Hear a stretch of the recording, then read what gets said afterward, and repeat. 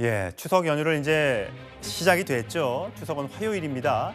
자, 어제 윤석열 대통령이 서울 의료원을 찾아갔습니다. 요즘 계속해서 병원을 챙기고 있는데 먼저 그 화면부터 만나보시죠.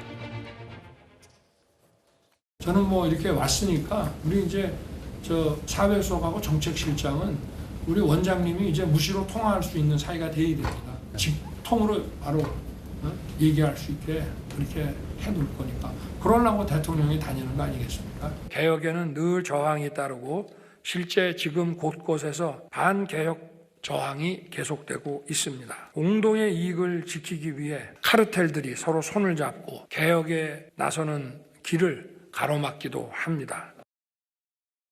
예, 장 변호사님. 네. 윤석열 대통령이 반개혁 세력 저항 등등의 얘기를 했습니다. 앞에 주어는 얘기하지 않았습니다만 일부는 이제 이게 의사 단체들을 겨냥한 것 아니냐라는 해석을 내놓고 있습니다. 어떻게 들으셨어요? 일단 이런 인식으로는 이 문제가 해법이 풀리지 않을 겁니다. 의사단체를 적으로 돌려봤자 아무런 그런 묘책이 나올 수가 없습니다. 그리고 의사단체한테 대안 내놓으라고 하는 건 대단히 무책임합니다. 정부 정책의 주도권은 정부가 갖고 있는 겁니다. 대통령이 이 문제의 해답을 갖고 있습니다.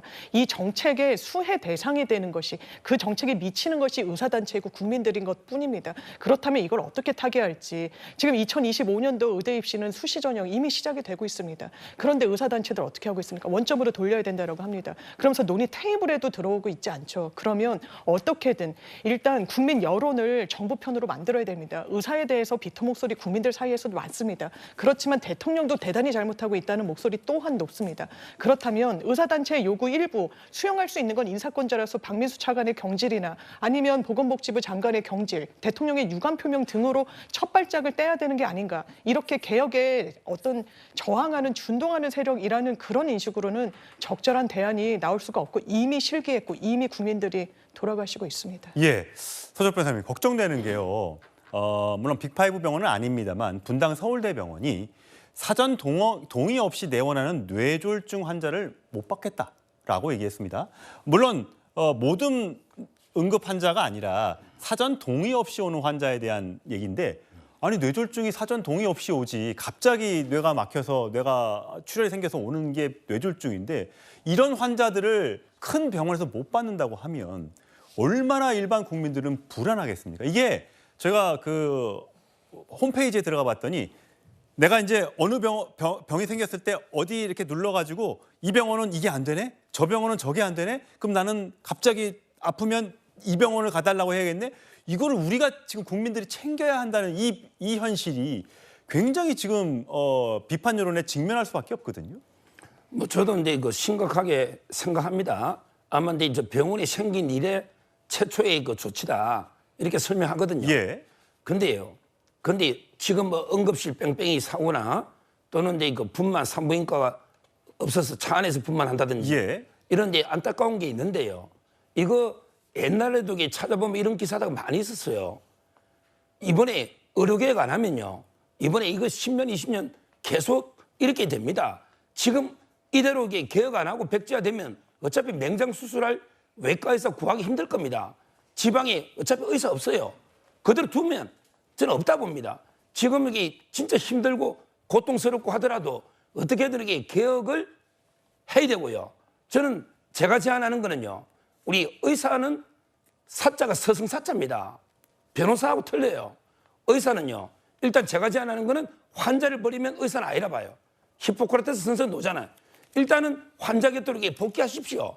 아무리 먹고 사는 게 중요한 직업이라도. 예, 복귀하게 한 하려면 다음에. 뭔 명분을 줘야 되잖아요. 정부. 근데 그 다음에요. 저는 국민 공론화위원회 이럴 때 공론화가 필요합니다. 국민 전체가 현명합니다.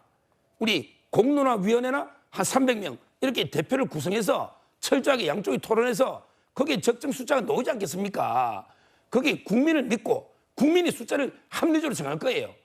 뭐 500명이든 1000명이든 예. 이렇게 해서는 하는 게 맞지? 지금 어떻게 하겠습니까? 근데 지금 이미 의사들이 이 환자들을 떠난 게 벌써 7개월 됐어요. 7개월 동안 지금 뭐 하다가 이제 와서 공론화위원회를 띄우고 의사정 협의체를 만들자고 한다는 게 너무 늦지 않았느냐는 게 많은 국민들도 그렇게 생각하시는 것 같아요. 야당은 뿐만 아니라. 결국은 그게 이 지지율로 나타나고 있어요. 강성필 부위원장. 네. 좀 아까도 보여드렸습니다만 긍정평가 지지율이 20%인데 여기에 상당 부분 영향을 미친 게 의정 갈등과 관련된 문제를 풀지 못한다는 거예요. 특히 연령대별로 보면요. 이렇습니다. 파란색 아까 말한 대로 긍정평가인데 10대, 20대, 30대, 40대는 8%고요. 70대 이상이 그나마 제일 높은 37%인데 반대로 부정평가가 70대도 높다는 거예요. 자, 왜냐? 70대 어르신들이 병원을 가장 많이 가는데 이 추석 연휴에 내가 잘못되면 어떻게 할 것인가? 요즘에 인사가 건강하세요라는 거라면서요. 네. 그러니까 요즘 인사가 다치지 마세요, 건강하세요랍니다. 그게 우리 시대의 지금 모습을 보여주고 있는 것이죠. 어쨌든 윤석열 대통령을 가장 전폭적으로 지지하던 연령층이 70대 이상이었는데 제가 알기로는 긍정평가가 지금 부정평가보다 11%나 낮은 걸로 알고 있어요. 앵커께서 말씀하셨듯이 그 이유는 누구나 알 수 있습니다. 70대 이상이 가장 병원에 가야 되는, 그러니까 직격탄을 맞는 세대인 겁니다. 그리고 두 번째, 40대가 8%입니다. 유일하게 한 자릿수를 기록하고 있어요. 그 이유가 뭐겠습니까?